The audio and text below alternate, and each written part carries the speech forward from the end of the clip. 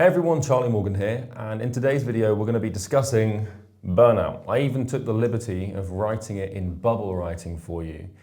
Now, I am 27 and I started my entrepreneurial journey when I was 18. And over the course of the last 8-9 years, I have done this more times than I can possibly count. I think I've burned out probably, 100 times, probably more, honestly.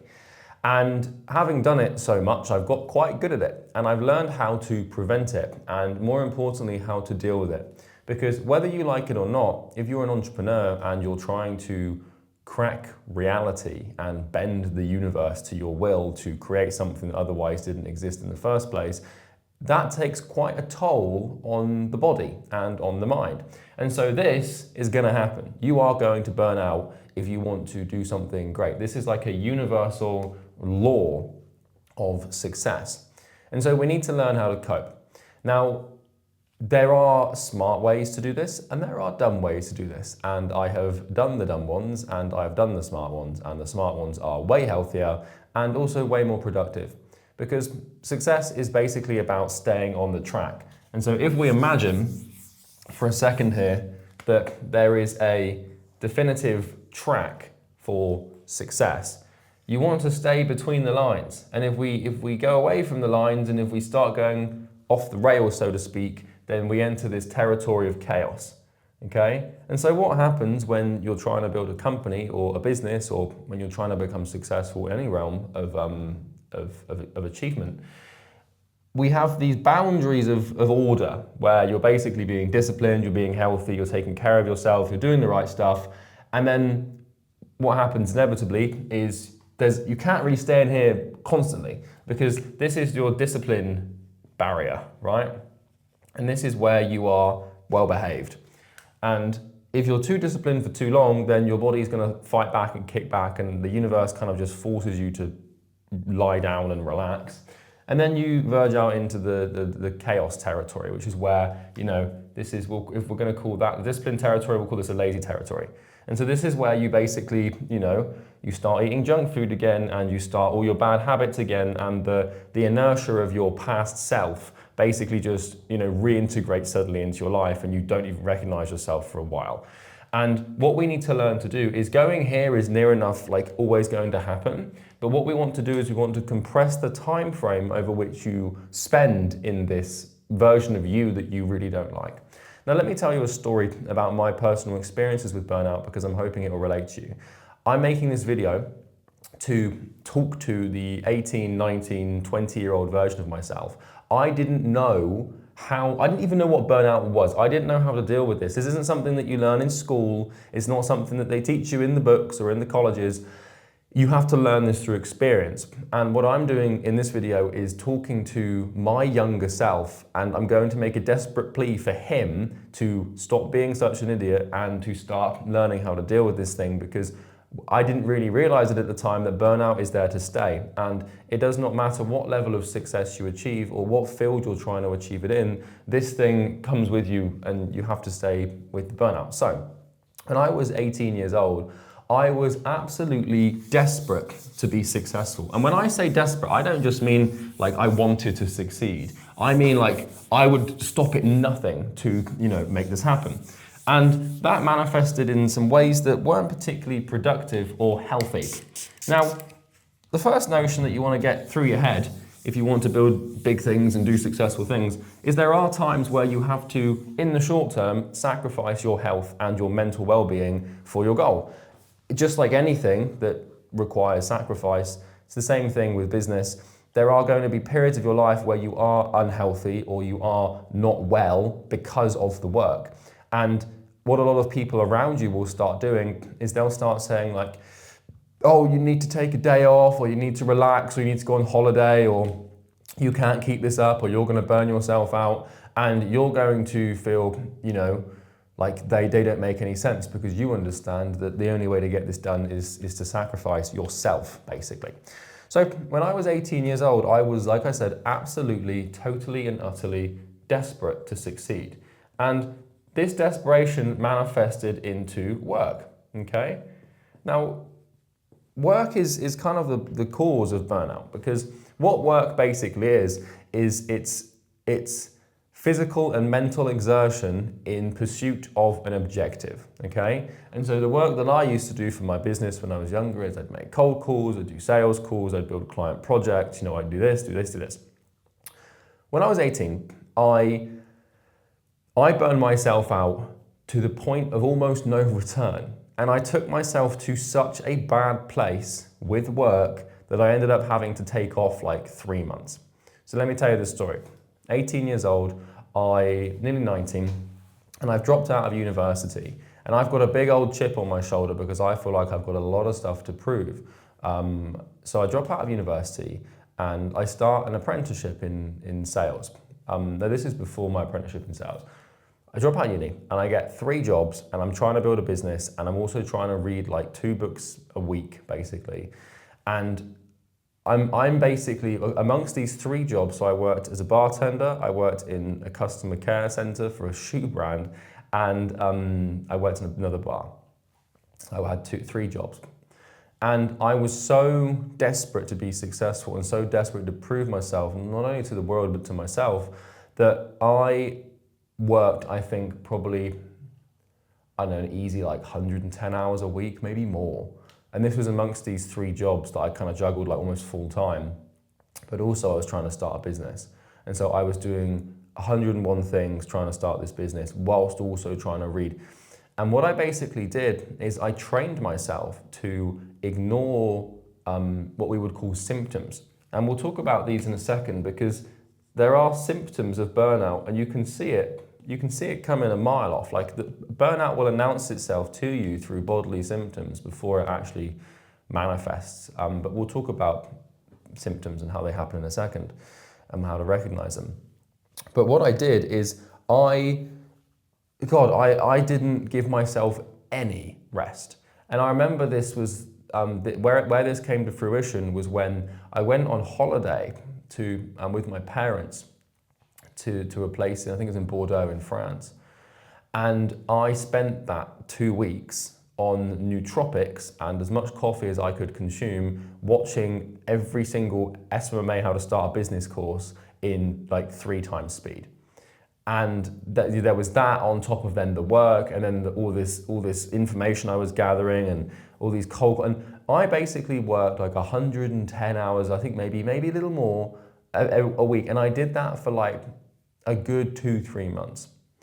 And my body was screaming at me, being like, dude, what the hell are you doing? But I was so desperate that I polarized myself to discipline and I was convinced that it was the only way. And any time that I wanted to relax or take some time off, I would be like, I demonize that idea. I'd be like, no, that's not what we're doing here. We're here to grind. You know when you see the David Goggins reels and there's that archetype of that meme where that guy's trying to relax and he opens up Instagram to relax and David Goggins is like screaming at him. That was what I did it to myself. Now, here's the kicker. I remember after that holiday, which was the crescendo of my burnout, I got very, very, very unwell. And not unwell in the sense that like I got like a cold or something. I developed like borderline personality dissociation order. Personality dissociation order. Oh, sorry. I was a very poorly boy. I got very, very anxious. I had chronic brain fog because I was so inflamed. And I was not well. Like I remember talking to people and not thinking that they were real and that I was the only person on the planet. And I went a little bit insane in hindsight. And any sort of stimulant or sedative would the impact of that would be like 10x. So I remember, and I'll be transparent with you, I was so stressed and I was so exhausted that I tried to smoke weed to relax myself. And this was when I would have been 18, I think. And this is the last time I ever smoked weed. And what it did is it basically sent me into this like chronic frenzy of pure, like I had like panic attacks. And when this really came to its end, when I came to my end, right, what happened is I was driving back from one of my jobs not when I was high, but I was driving back from one of my jobs, which was bartending at one of the local golf courses, so doing catering. And I was in my Corsa, and it was dark. So I finished work at like 5, 6 p.m. in the UK. So obviously at that time in the winter it gets dark. And I remember this very well. I got lost. My phone ran out of battery, and I did not know how. I was so fucked in the head that this route that I'd driven, all of 40 times in the last year or so. So I worked there a few times a week. No, I must have done that route like 100 times. And I got lost. And I got lost in the dark in my car, and it was raining, and I didn't know how to get home. I was like completely like in this almost dream-like state where I was so brain fogged and so tired and exhausted, and it was awful. And I ended up being able to find the way home because clearly I knew what I was doing. I just thought I didn't. And I got home, and I got in, and the thing is no one really knew that there was anything wrong with me at this point, because I was very good at I could still communicate like a normal person, and no one understood what the hell was going on inside of my body and my head. And I got home, and I went in, and my mum could see this look on my face like, what's wrong? And I just broke down, like just in pieces, like just a complete I've never felt anything like it. And I sat there, and I broke down. I went upstairs, and I sat in my bed, and I had these red LEDs around my bookcase at the end of my bed. I remember it very well. And I sat there, and I had, I think, probably 3 or 4 consecutive panic attacks, just back to back. Like I felt like my memory of it's not that great, but I remember at one point thinking I was going blind. Like I went like deaf and blind, and I couldn't see, and I was just fucked, like in every way, shape, or form. And that is true burnout. There was nothing wrong with me. I wasn't mentally ill. I wasn't physically sick. I had just caused myself so much damage and stress through overworking myself that my body just shut down. And after that, I had to recover. And so I had to quit my jobs. I had to stop trying to do my business. And I had to basically sit in my room and do nothing for months. And what was extreme on one end had to become extreme on the other. And so this is kind of how this works. And this is why I'm telling you this story, is, when you have, so let's take on this side, when you have discipline, okay? Now, if we take discipline to an extreme, where we're really ramping this thing up and we're going as hard as we possibly can, like discipline, then the higher we go with this thing, the further we fall. Because the antidote to burnout and the alternative to discipline is rest, okay? And if we want to dial up and learn to dial up the discipline as much as we possibly can in life, then we also need to dial up the rest. Because what I can tell you is your body will almost always seek what we call equilibrium, which is like, think of, how homeostasis works in your body, where if you get too hot, then you'll start sweating and your body will start doing things to cool you down. And if you get too cold, then your body will start shivering and doing things to warm you up. Well, in your body, you kind of have a homeostasis of your stress levels and your rest levels. And discipline causes stress, so it causes an increase in cortisol, noradrenaline, and other hormones. And what rest does is it regulates them back down. And the thing is that your body, if you don't intentionally integrate rest into your routines, into your life, your body will give you no choice. And so this is what I experienced in my life when I was 18 years old. And I burned myself out to a tragic point of almost, it's a miracle I got back on the horse. Because when I finished the period of rest, like I did an apprenticeship, and then I got back on the rails, and then I never took it to that extreme again. But even then, when I began my apprenticeship, like it took me 6 months, nearly a year to get over that. Because I remember the first like month or two of my apprenticeship, I'd be working, but I was still disassociated. And when I was making my cold calls, my first few months, I was making cold calls on the phone. And it was like, I didn't feel like I was talking to humans. It was really weird. And so what I did is if we tracked my, what would we call this? Well, we can draw a graph here to sort of denote this, right? And, you know, let's just call this the discipline, right? And so my discipline, if this is 100, you know, and this is 0, then I was overshooting this thing, like I was up here, but my discipline was here for so long, and the body doesn't like this. The body doesn't like to be, you know, bullied into submission for so long. And so what happened is I had this drop off where I had to come into the negative, and you know, this is rest down here. So this is 100 rest, and this is 100 discipline, then my body dropped me to here, and I had to be here for basically an equal amount of time. Because this is equilibrium. And so, you know, your body will give you no choice. And so, you know how like sometimes you're working and you're making progress and you truly, genuinely feel like you just can't do it anymore. And you feel like you need to take like time off. And what happens is instead of it being intentional, what you start doing is you start scrolling through short form content, you start eating junk food, you start watching Netflix, you start masturbating, all this shit that you try not to do, you just end up doing. And you're seemingly without any say or without any control. That's your body forcing you into rest mode. And you can't actually see that down there, but you can see it. It goes all the way down, right? So we need to talk about this because, you know, I can tell you from experience that it's not productive to burn out.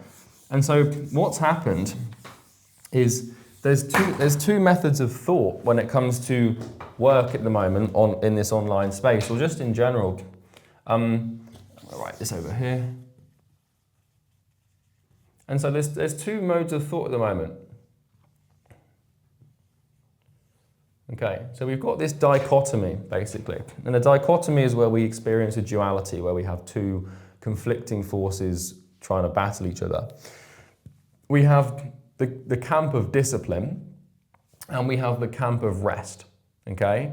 And what's happened is in this online environment, we've created what we would call an echo chamber for discipline, which is where everyone wants to be disciplined and everyone is striving towards this discipline thing.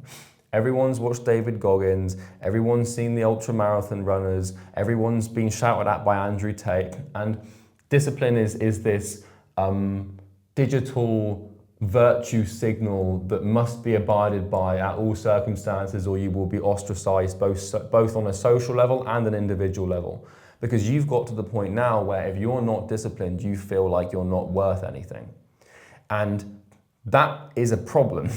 Because on the opposite side, and you won't really have anything to know about this because your social media algorithms have been engineered and polarized towards this, but on the opposite side we have rest. And there are people on the planet who have echo chambers for rest. Now, they won't watch this video because they have never burned out in their life and they won't resonate with such a title or a thumbnail. But there are people who all they want to do is rest. And all they want to do is be lazy and lay around and not exert effort. And I'm here to tell you that anyone in either camp is wrong. So if you're this being of hyper-discipline, and you know, all you do is just work, and you never give yourself a break, then if you haven't yet, you're going to burn out. And basically what happens is when you spend, you know, I spend basically 6 months here without like, and I'm talking like, I don't think you can comprehend the level of force that I use to force my body to do things. So it was when it comes to, you know, psychology, identity has so much command over the body. Like you can, if you really want something, like look at people who do hunger strikes, like you can use the power of your mind to get your body to do anything, but only for a period of time, right? And so I spent so long here in this disciplined state that I basically did real time, like emotional and mental and probably physical damage to my body. and my body forced me to come back to the rest mode.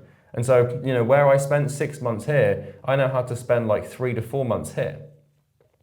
And this is basically just called recovery. So let me tell you something, because when we put this into a physical context, this starts to make a lot of sense, right? And I'm going to tell you that all the solutions and all the stuff, we're going to get into the practical stuff in a bit, don't worry. But when we think about athletes and people that compete in sports at the highest level, what we find is a massive, massive emphasis on something called recovery. And recovery is what it says on the tin, and you should be familiar with the term, but that's where we allow ourselves time to recover. So if you're an athlete and let's say that you're training for the, let's say you're training for the 100-meter sprint, right? And you know you're a foot runner, you're a foot racer, and that's your objective, right? Well, any athlete can tell you that the victories are made not necessarily in the training, but in the recovery. And you know, from the documentaries I've watched on the best sprinters in the world, they put a huge emphasis on recovery. And what that looks like for them is, you know, taking time to stretch their muscles, cold baths, like saunas, days off, etc., etc. Because what happens to athletes who don't recover is they face injury. And injury is the body's way of forcing physical equilibrium. And so I'm sure you've had this before. Maybe you exercise in the gym, right? And you know, because you're so polarized towards discipline, your oscillation of this equilibrium seeking thing that your body does, it probably happens in the gym as well, where you train for weeks on end, and then you burn yourself out and your central nervous system is just absolutely cooked, and then you can't train anymore and you can't even muster up the motivation to even look at the gym, let alone go. And so in sports, athletes experience injuries when they overtrain. And so when we look at NFL players or, you know, American football players or any sport has seasons to it, okay? And this is so that the athletes don't become injured and also so that the sport maintains relevance. And so, you know, what we'll find, for example, in the NFL or in American football is you have seasons, okay? And so you have the off season and you have the on season. And so the on season is when the athletes are playing the games and they've got a game every week and they're flying around the country. And you know, this typically lasts for about 6 months. So I think the NFL season is September to February, if I'm not mistaken. Yeah, it is. And then they have 6 months off. Now, during their off season, they're still training and they're still exercising and they're still maintaining discipline. But I know from reading lots of biographies of athletes and stuff that when the off season is happening, they rest and they intentionally take time off because they're so fucked from the on season. And the same thing is true with boxers. So when we look at professional boxers, we have training camp and then we have sort of off season again. And so, you know, when it comes to boxing, they have these incredibly intense, you know, couple of months leading up to a fight where they'll really like lock in, and you know they'll be completely dialed in with everything, and they'll put themselves through absolute hell before a fight. So like a couple of months before a fight, it's called training camp. But when the fight is done, because boxers usually only have a fight a year or fight every 2 years or whatever, when the fight is done, they'll revert to their off season. And during their off season, they still have to train, but it's with nowhere near as much intensity as the training camp. And so what we can do in sports is we can map their efforts of intensity. So let's write this here. So we have like an intensity graph where what players will do is they'll have a pretty decent baseline, you know, professional athletes of intensity of training. And let's just call this intensity of training.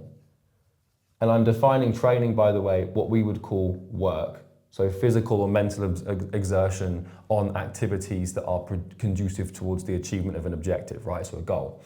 And, you know, the intensity will be like here, right? And so what they'll do is they'll hold it here for a while, And then when it's gain season, or when it's on season, like the intensity will spike way up, and they'll hold it here for a little bit, and then bang, they're back down. And then they're here again, and then bang. You know, and what they're basically doing is this, where they're finding a healthy oscillation, and their coach and the team and the people that look after this athlete are responsible for making sure they don't go too far either side. Now, what we can find happens to some athletes is injury. So some athletes who aren't as good at managing this, what they might do is they might enter a on season, and they might forget to come out of the on season, and they might just stay in here for too long, and they might put too much exertion onto their body. And you are a biological creature, which means you have limits, right? And this is what I found with my personal experience, but they extend it for so long, and then when they try and come back down, or maybe they don't try, maybe their body forces them, they overshoot their standard baseline level of performance, and they come all the way down here, and then they carry on. And so this is what happens is, what you need to do, and this is different for everyone, but you need to find what we would call pace, which is a level that you can work at whilst maintaining your health for the next 60 years. And this is why finding your limit and burning out a couple of times, in my opinion, is a good thing. Now, I'm not saying you should find your limit insofar as where I went to, where I had to go and see doctors, and I had to go to hospital because I thought I was having like neurotic episodes, and I was having night terrors and sleep paralysis, and I was I cannot begin to describe what it's like, having to basically be down here, because your body has depth to relaxation. And there's relaxation that where you go on holiday, or maybe when you get a little bit sick and you feel a bit shit because you haven't done anything for a week, right? But there are levels to this where your body will basically shut down. The ultimate level of relaxation, in case you're wondering, is a coma. So when you've done such terrible damage to your tissue physically, your body literally enters a coma, which is where it won't do anything except try to, guess what, recover.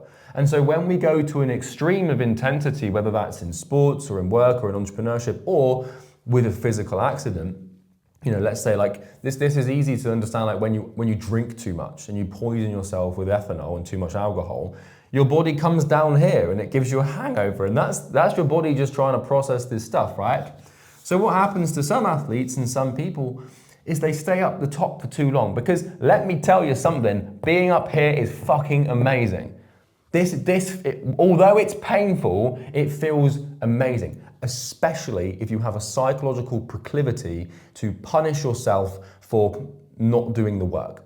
So you're watching this as someone who is quite abnormal insofar as the fact that you want to put yourself through some pain, and you want to discipline yourself, and you will derive incredible levels. Your serotonin and dopamine receptors, your happiness levels up here are significant, right? And so it becomes quite addictive to stay in this state. And if you extend it for too long, then you're fucked. And what your body will do, and this happens to athletes who have, when we see like an up and down, a perfect example of this is Odell Beckham Jr. from the NFL. Now, you might not be familiar with him, but Odell Beckham Jr. is an incredibly talented wide receiver in the NFL, which means that he runs and catches the ball, basically. That's his job. And he's caught some insane catches. He's a very talented athlete, but Odell Beckham Jr. has a severe habit of becoming injured and having to basically, take time off. And I don't know him or his life, but that is usually a symptom of overtraining and staying up here for too long. So during his off season, maybe he's staying up here because that's where he wants to be all the time, because he's punishing himself for being down here. And then when it comes to his on season, he's too low. Now, that is a speculation. It might not be true. In sports, it's possible to just get injured just because you got injured, right?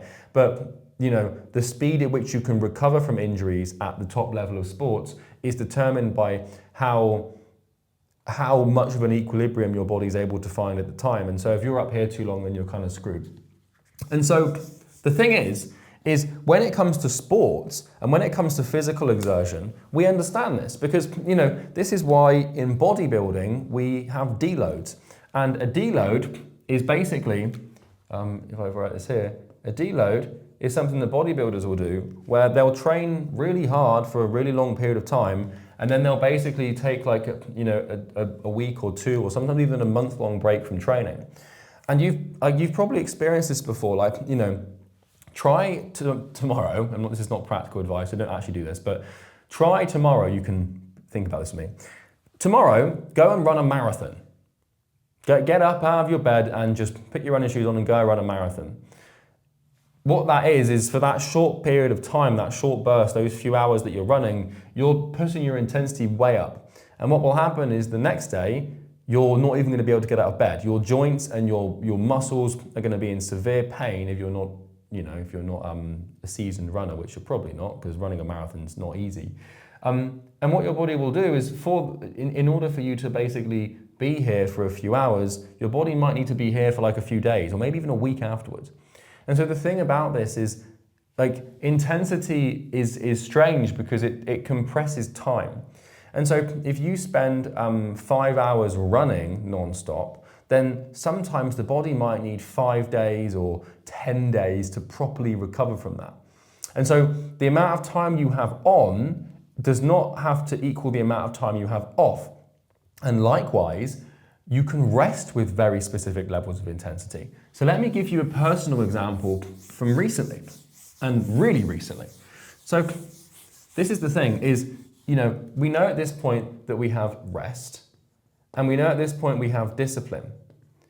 But what we can do is, these things aren't, when you discipline yourself or when you rest yourself, it's not like an on and off switch. There's a scale to it. And that scale, like I just drew, works on intensity. So when you rest, you can rest with massive intensity or little intensity. So, for example, like today, if I wanted to rest, what I could do is I could go down to the shop, I could buy a 12-pack of beers and just lay in my bed and buy 4 buckets of popcorn and scroll on Instagram Reels for 12 hours and drink a beer every hour and just live off popcorn for the day. That's the opposite of discipline, like the polar opposite of what I'm supposed to do. And by the way, I've never done that before. Sounds like quite a fun day, to be honest. But that would be like very intense rest. And so what you need to learn to do is recognize that discipline and rest, they're not these binary states where you're on or off. It's how disciplined or how rested are you. So let me give you an example. So I recently burned out, as I do, as is my pattern of behavior. And what I did is, I'm recording this in May of 2025. And since the start of this year, I haven't had a break. I haven't had time off. I haven't really given myself any time. So in January, February, and March, I was working really hard on a course that I'm building. And anyone that's ever built a course knows how hard it is to build courses. So I did that. I was keeping YouTube consistent. I was hiring, building the company, and I didn't really give myself any time off.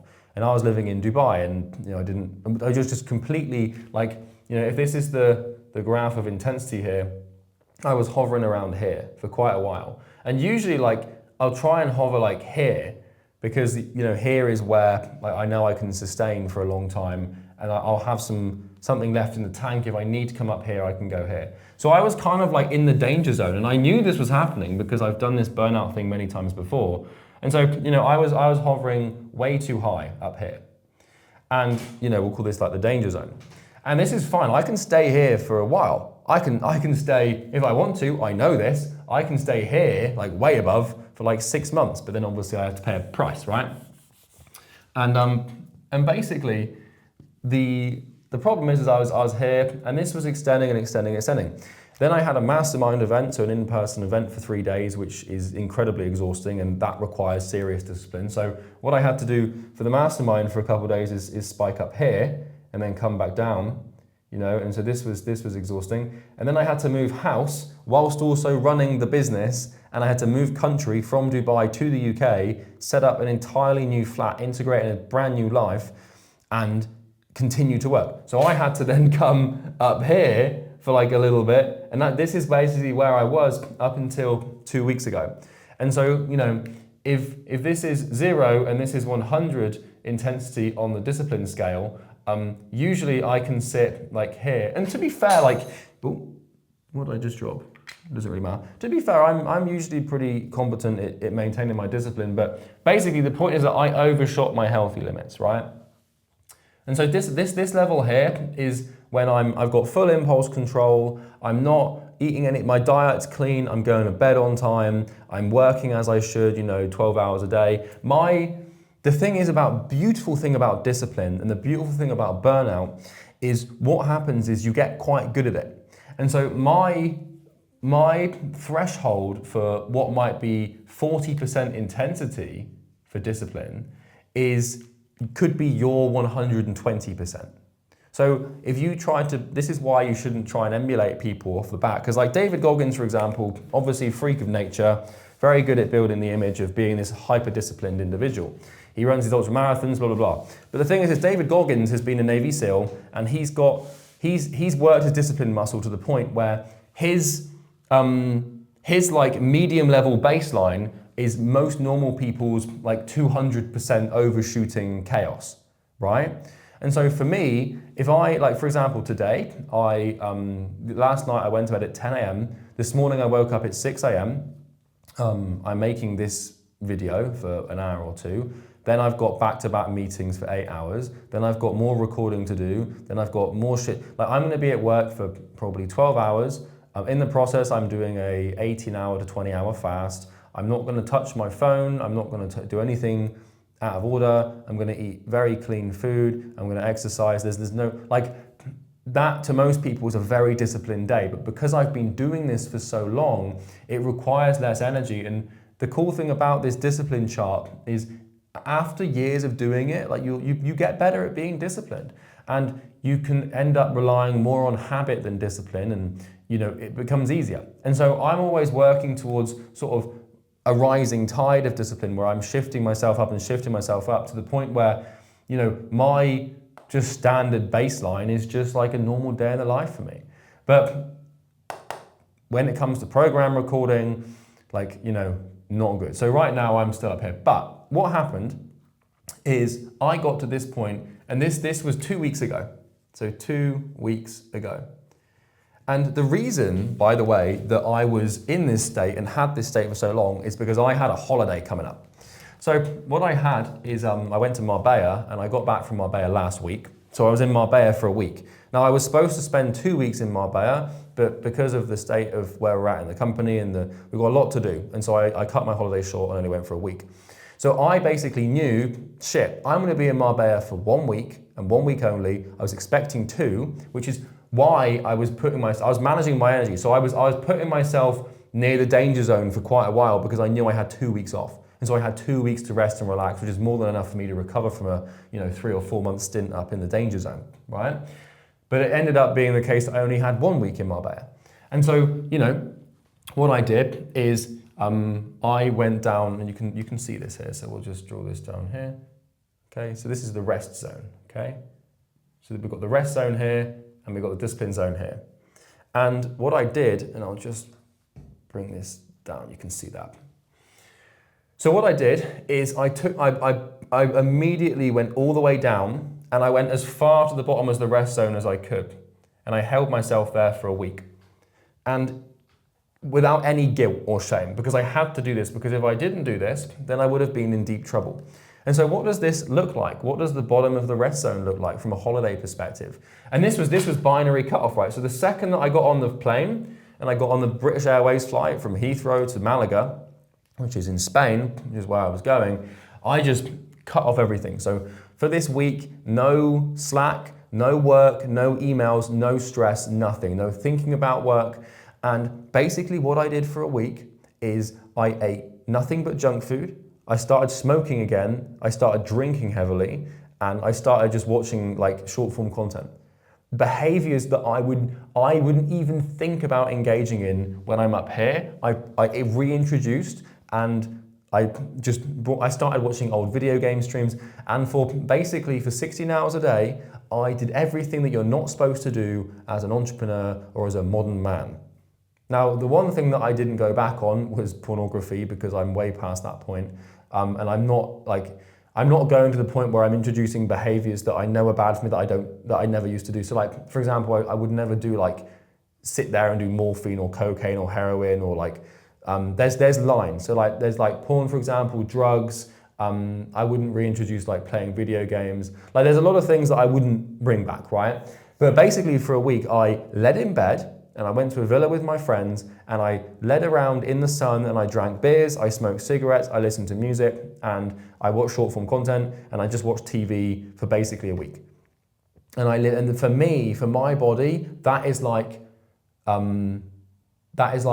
rest paradise. That's about as far as I can imagine pushing myself. And so what I did is, what a lot of people do when they go on holiday is they come to like here. So they leave the disciplined like realm and they enter the rest realm. But this is like activity holidays where they're still doing things and they're still keeping their diet in check and they're still keeping their sleep in check and everything's, and they keep themselves, here. And that's fine because, a lot of people, they don't need intense rest, right? But for me, like it was nothing but sugar, nicotine, alcohol, restaurants, the boys, partying, and like I went hard. And I needed to do that because I'd been up here for an irrational amount of time. And so what you have to learn is that when you are up here, is you are creating debt. And I'm going to call this burnout debt. Okay? And burnout debt is basically something we'll talk about in a second, but when you spend too long up here and when you're pushing beyond your standard energetic expenditure capabilities, which when you're doing because you start experiencing symptoms and getting tired, then you have to learn to bring it down, because if I stayed here for too long, then my body will force me here and worse. So, I basically guilt-free, like I gave myself the pass for a whole week to do whatever the hell I wanted.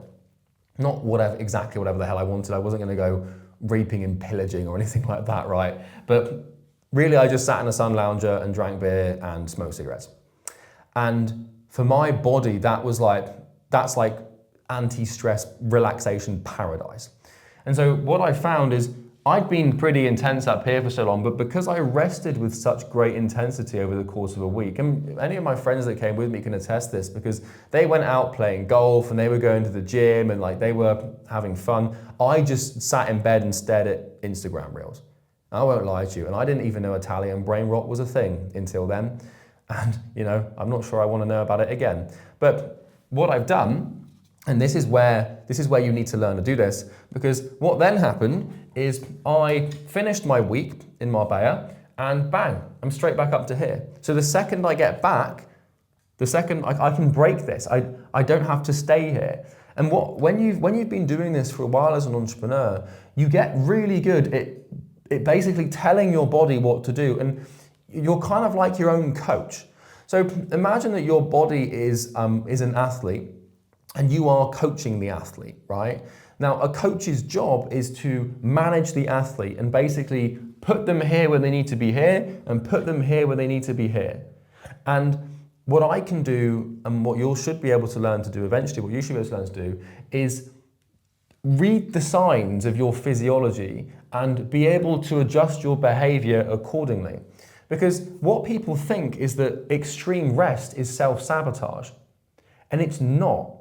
What extreme rest is, and when you don't rest, your body forces you to, and what burnout is, right? Basically, we're defining burnout as forced rest, so involuntary rest, right? What burnout is it's your body trying to protect you. Because imagine if you stayed here unchecked for so long, your cortisol levels go up, your stress levels go up, you get anxious, you get weird, like your body needs to protect you. You have limits, you have limitations to your behavioral capacity when it comes to doing hard, painful things. Imagine if you went to the gym every day and trained for 3 hours a day to failure on every single set every day, and you tried to do that for 3 months. You'd end up in hospital. Like your central nervous system would become so distraught and destroyed, and your immune system would go to shit, everything would just fail, right? Your body has limits, and even cars have to be serviced and rested, right? And so people demonize rest, especially when you're on camp discipline all the time, and this is where you structured your identity on this scale. People demonize rest, and they think that when their body forces them to rest, they see it as this horrible, bad thing, but really your body's just trying to protect you. And whilst it might make you angry and it might make you sad and annoyed, this is very necessary. And if you don't learn to integrate this, then you're fucked. This is a problem because everyone is very impatient and everyone just wants to go, go, go, go, go, like all the time. All the time. Sorry, the voice cracked there. All the time. And they think that staying in the camp discipline is the fastest way to get to their goals. It's not. Like, look at any professional in any sport or anywhere else out. Once you remove the context of yourself and entrepreneurship and business, because entrepreneurship is a sport, right? So when you look at any physical sport, you think, oh shit, that makes sense. But in business and in entrepreneurship, we use our mind. But what is the mind an extension of? It's an extension of the body, which means that it is constrained and limited by bodily functions. And there's only so much you can ask of it, man, right? And so that's the way you need to learn to do this. And, I have no shame in taking myself to, what we would call Pleasure Island for, a week or two if I need to. And, the danger is staying there. So, I can give you the protocol that I use to snap out of it, right? So first of all, I knew I was only staying for a week. And, I knew that I was going to be in Marbella for a week. So I was like, I need to relax hardcore. So I just removed all my inhibitions and I kept some. So I'm not going to go back to like really terrible behaviors, and I'm not going to start like shooting up cocaine or anything, because you keep your standards to a degree. But then I just chilled. And then what you do is you bookmark, and this is basically what I call, this is how to take a break, right? So, you have the elapsement of time, which in this case for me was 7 days. And this is 7 days of rest. And the main thing that you want to look to control is your diet. Now, you can let the diet go. So I was eating burgers. I was eating like honey out of a jar. Like I was just gorging on like sugar and crap. And I felt shit. No, don't get me wrong. Like my body didn't feel good, but I was resting, I was relaxing, right? And so what I do when I'm going on holiday is I bookmark my holidays with a fast. So what I will do is I will do a 1 day fast before the holiday to get my body, like just to sort of put myself into the thing. So the day before I go on holiday, I'll do a 1 day fast, which means when I arrive on holiday, then bang, the gorge begins. Diet for me is a big trigger because basically what I find is the easiest way for me to rest is to sedate myself, and because inside of my brain I've got this little demonic mechanism that just wants to make me work all the time. But when I eat loads of shit food, that demonic little mechanism goes to sleep, right? And so diet for me and food for me is a great way to rest and properly relax, because when I'm carved the fuck up and I'm sedated with so much sugar and bread and pizza and pasta and crap, I just, that little voice in my head just goes away. And so for you, that might be alcohol. I'm not saying this is a healthy thing, but we operate in a very strange place in the world as entrepreneurs, as business people. Our behavior and how we relax and switch off is not normal, right? So for me, it's diet, big time. So what I'll do for this 7 days is eat whatever my body desires. If it wants chocolate, it's getting chocolate. If it wants crisps, it's getting crisps. Like I'd sit there, and I remember when I arrived, there's a beautiful restaurant next to the house that we were staying at, and all I did, I ordered like 2 burgers and like 2 desserts, and they had this Dubai chocolate French toast, and I was just bang, and then once that's in my body, I don't want to work anymore, and so I can properly rest without this discipline polarization that I'd coded into myself for like 7 years. It doesn't kick in. And so basically I'm eating whatever the fuck I want for these 7 days. And then at the end of the holiday, the 2 days after the holiday, I re-bookmark with another fast. Okay? And I'll do a 2-day fast here. So the easiest way for me, because diet is my trigger to rest, the easiest way for me to snap back into the discipline state is with fasting. And so what I'll basically do is, and what I did, and this was literally last week, so I just came back from holiday, is I didn't eat anything for 48 hours. And the cool thing about fasting, and the best thing about this, is it resets your dopamine system. So basically, what I was doing during this resting state is spiking my dopamine levels like way up, way above what they'd usually be, because my body is not used to like sugar and short form content and smoking and alcohol. Like this is like a fucking foreign pleasure to my body. Like it never experiences that, right? So my dopamine shot way up. And what this means is when I return from holiday or when I return from a week like that, which I'll give myself once every 6 to 9 months maybe, depending on like how intense my life is, then afterwards I know I'm going to enter something called a dopamine deficit state. And a dopamine deficit state is when you experience an incredible high of dopamine, and then, you know, after you've experienced that high, you come back down, but you overshoot your previous baseline, which means you do not feel adequately stimulated. This then registers on a physical level and a mental level as you being irate, irritable, slightly depressed, a bit apathetic, and these are very unpleasant feelings to feel.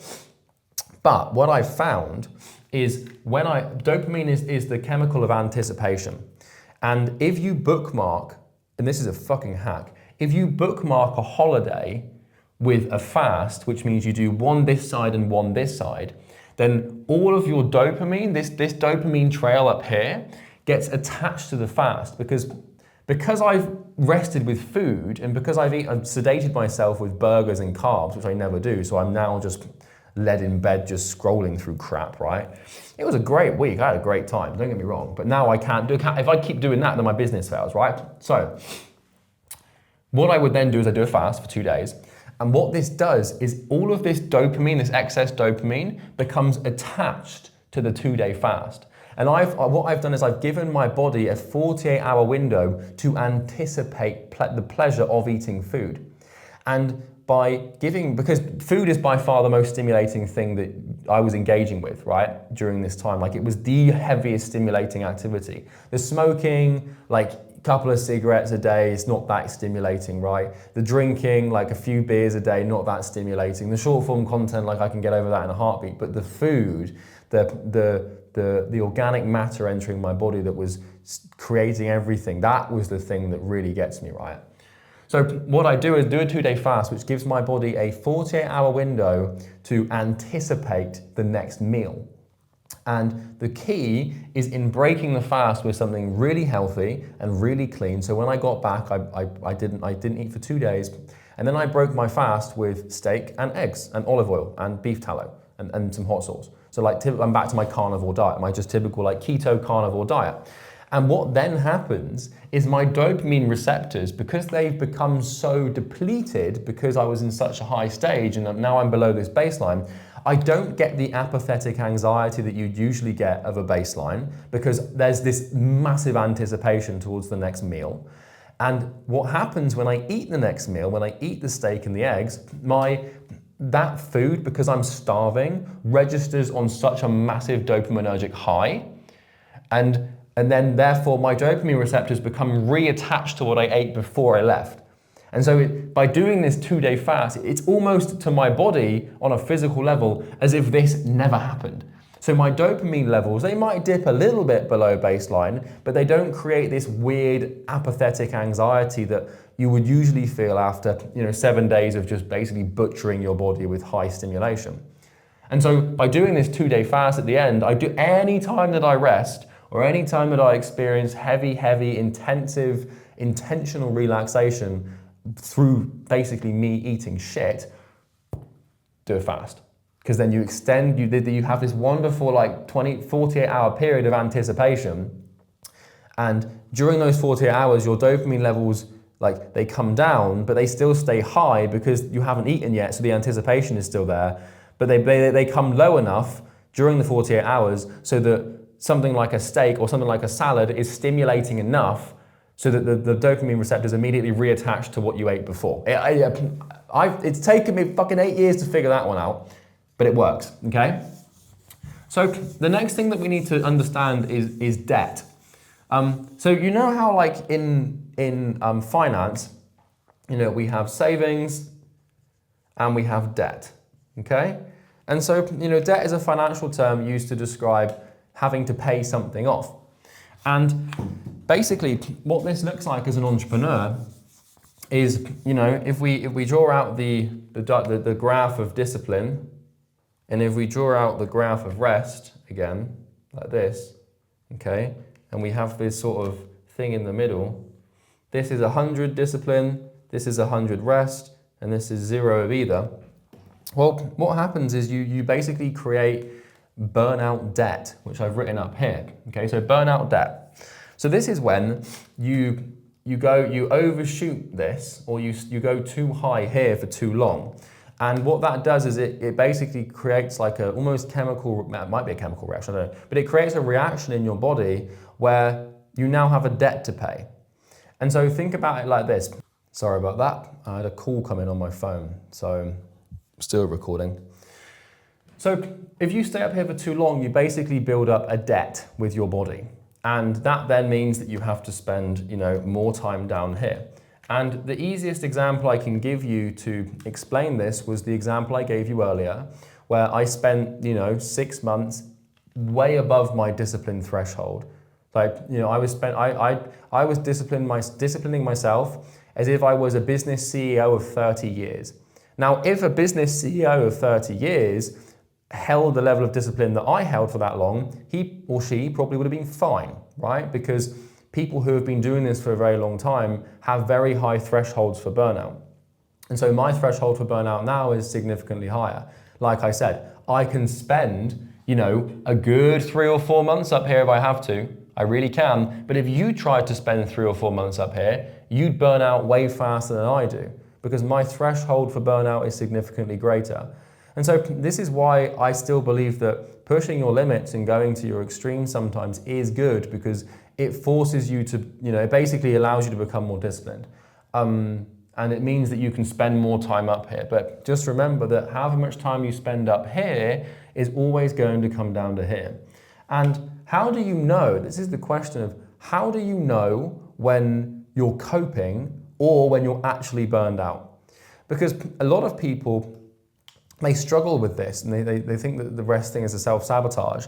And it's hard to discern, because the question, the big ultimate question is, when are you actually burned out, and when are you just tired, or when is it the case that you're just making some excuse?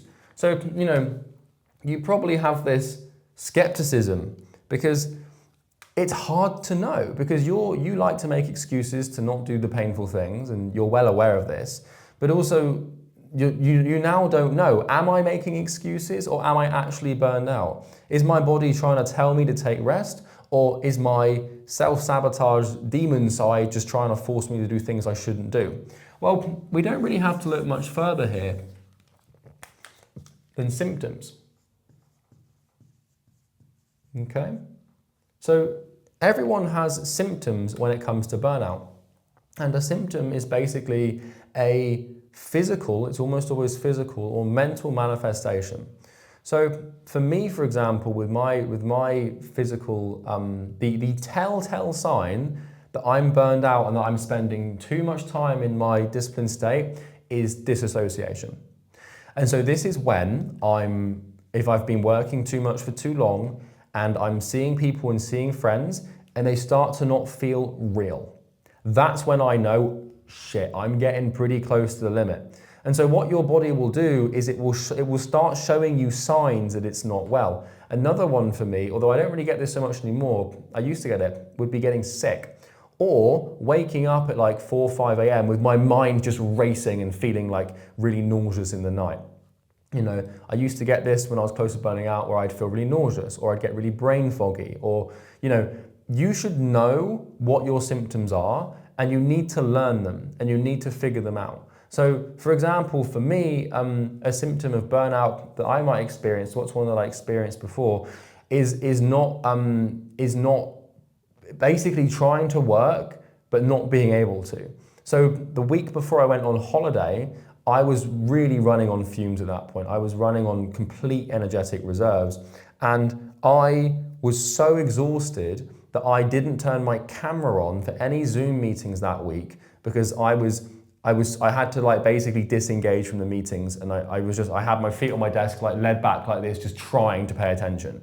That's a sign of burnout, right? For me, is when I'm trying to work, but I just cannot I can't focus or engage. The main one is the disassociation. That's the serious, severe, big boy, bad, big time, oh shit, I've been here for too long. And what your body will do is it will put you through stages of symptoms, right? And so, let's say that we've got stage 1,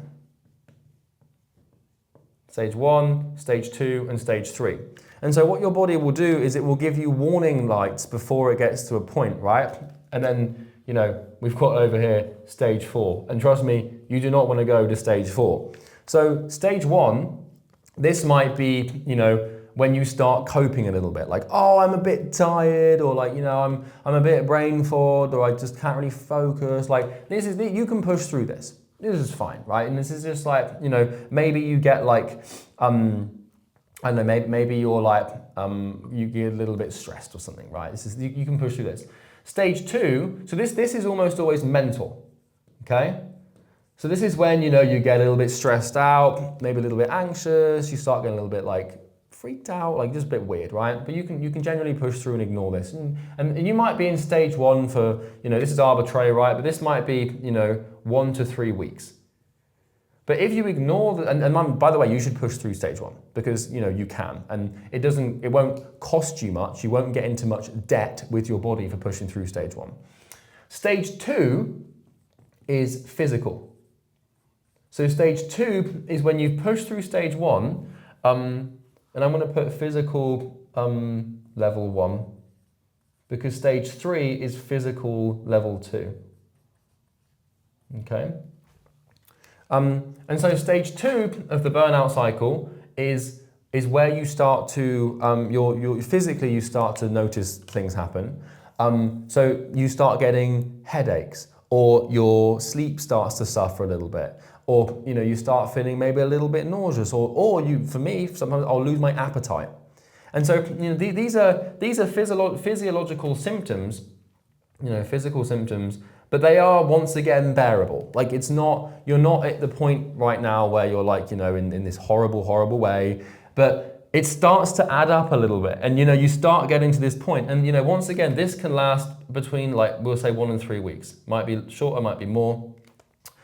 At this point, this is where you want to take your foot off the gas and stop. Because, when your mind's not in a good place and your body's not, maybe you get like a little cold, or you start getting a little cough, like you just start getting a little sick, things just don't feel right, you're not sleeping very well. It's once again, it's completely bearable, but it's almost bearable to the point where you don't notice, you just think that you've eaten something weird, right? And you can push through this if you want. But then what happens is we get to stage 2 physical. And this is where we start to get really problematic, right? This is where you cannot sleep, or you go to sleep later because your brain's racing, and you're waking up. And for me, this is like, I'll wake up like really sweaty in the night, and I'll get like, I'll wake up with like nausea or something sometimes, depending on how stressed I am. This is when you start getting sick. So you start getting, for my business partner, Bo, my primary burnout symptom is psychological disassociation. My business partner's primary burnout symptom is a fever. So when he's overdone it, he'll get a fever. And he'll have a fever for like a night or two where he's just getting all hot and cold. That's how his body signifies that there's too much stress and that there's this rest debt to pay, right? So, it can be sleep, you can start getting sick. This is when you can start getting like really, really anxious. And here you might be a little anxious, but it might just be a little bit of emotional turbulence, right? Like, oh, I don't know if I'm going to be successful or not. But here, this is when we're really starting to enter the realm of like, shit, I'm actually starting to feel really, really anxious. This is when, you might start getting nauseous. You might start getting really poorly. At this point, you stop. This is when you need to rest, right? And this could once again be 1 to 3 weeks of these symptoms. And so, we come through these stages, and the problem that most people have is they push through these stages relentlessly over and over again. They ignore the symptoms. By the way, once you get to stage 3, Sometimes all you need to do is just go and watch like fucking nature documentaries and eat ice cream for like 48 hours. And then like you can completely reset yourself back to like, you know, this is the healthy point. This is the healthy point of stress. So this is where you can work without feeling any of these symptoms. But what will happen is you will exit the healthy point again after like a month or two, or maybe even a few weeks. So, you know, don't think that you have to do what I did and spend. The only reason I had to do what I did is because I was in stage 3 for 3 months. And bear in mind, my stage 3 is far better than yours. So, you know, for example, if you worked as hard as I did, and this is not like an egotistical one-up, it's just because I've got a lot of practice. If you worked as hard as I did, with as much focus and intent as I did, with discipline that I did, for the first 3 to 4 months of this year, you'd be deep into stage 4. But for me, I was deep into stage 2. So I can go for like, really, I was sort of hovering between stage 2 and honestly, I was kind of in stage 3 at this point.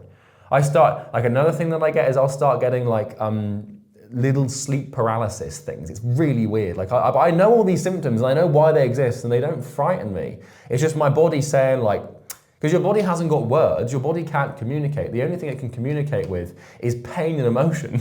So, you know, you've got to learn to listen. So anyway, like I was saying, if you tried to do what I did, you'd be over here. But let me tell you about stage 4. So stage 4 is Armageddon. And this is where really bad things start to happen. So the thing is stage 3 is kind of like your body's last resort of like warning you, like, do not push me, because if you do, there is going to be serious consequences. And the thing is once you get to stage 4, it requires a lot of rest to pay off the debt. So paying off debt by pushing past stage 1 is pretty easy. That's just a day or two off. Paying off debt after stage 2 is once again pretty easy. That's like 3-4 days off. Paying off debt at stage 3 isn't easy, but this is like when you have to take 1 or 2 weeks off, right? So if you push past stage 1, you might need a couple of days off. Push past stage 2, you might need something up to a week off. If you push through stage 3 for too long and you get to like here in stage 3, then you're gonna need to take like 2 weeks off. And so, you know, this is fine because you can be, you know, this entire cycle could be like a 3-month thing for you, and then you have a 2-week break. So you don't need to adequate, or it doesn't need to be like equidistant or equitime insofar as that you don't need to take the same amount of time off that you had on. It just means that you need to rest with serious intensity, right? So for example, up until this Marbella thing, I was getting like into the camp of stage 3. And you know, I pushed through the physical, I pushed through the mental, and now I was getting physical too, where I was starting to get like fucked up sleep, and I started to like lose my appetite, and I suddenly didn't want to go to the gym anymore, and like my body just started to shut down a little bit, and I was like, shit, right, so I just took a week off completely. But stage 4, you've probably never been to stage 4 before, and if you have, you'd know about it, and trust me, I know some of you have, so some of you know this. Stage 4. This is where we welcome things such as panic attacks. This is where we welcome such things such as inflammation. This is where we welcome things like weight gain. This is where we welcome things like depression. This is where we welcome things such as night terrors. And this is where we welcome such things such as infections. I'm going to run out of room. But this is where, and this has all happened to me, where I've got so burned out that I have panic attacks. My entire body becomes inflamed and I become a vehicle for brain fog, basically. I'm just carrying fog around everywhere. You start gaining weight because you can't exercise because your central nervous system and your stress systems are just so shot. You know, you're just so stressed out. You start getting depressed, you start having night terrors, you can't sleep properly, you start getting infections because your immune system's so shot, and then suddenly everything starts going out of the window, and stage 4, you do not push through. Because stage 5, and I've nearly been here before, my body forced me, I'd never made it to stage 5 before, but stage 5 is hospitalization. And this is where you'd have to be put on drips, and you'd probably have to go into some sort of psychiatric, and I'm not even fucking joking. And I know that might seem like an exaggeration, but if you push through these things and you push your body so far, this is when you do irreversible psychological and physiological traumatic damage to your mental and physical tissue. This is where you start, this is how you develop mental disorders, it's how you ruin your body beyond repair, it's how you build addictions and habits that you cannot reverse. You do not want to go to stage 5. You don't really want to go to stage 4. What you want to do is cycle from stage 1 to 3 and then take a break for a week or two and then repeat the cycle. And so that's what I'm doing right now. Like I've been back at work for a week. I'm not even close to stage 1 yet. I can go for I'm going to be going 12 hours a day, 6 days a week with full intent and discipline for maybe 4 to 6 to 8 weeks before I even get close to stage 1. And it won't be around until, I've got this planned, it won't be around until October. So May, June, July, August, September, October. It's not for another 4 or 5 months that I'm going to be in mid phase 3, right? And so what I like to do is I like to plan my rest, because now I know after 4 or 5 months of going fucking hard, I'm going to be back at stage 3. I am. It's an impossible thing for me to not be, and I've done it long enough to know when I'm going to get there. And so I'm going to arrive there, and I've already scheduled time off, a week off in October to compensate for that. And it's pretty straightforward. And what you also want to learn to do is you want to integrate this into your days as well, because if you're moving through the stages, you can slow down the speed at which you go through the stages. And I can show you what this looks like. You can do this on a daily basis as well as a monthly or quarterly basis, right? So I'll leave you with this in closing, because this is really important. So, if this is my, so we can map this diagram, right? Because we've got this graph here, we've got the discipline line, and we've got the rest line, right? Yeah, we can see that, okay. And, we've got the middle here.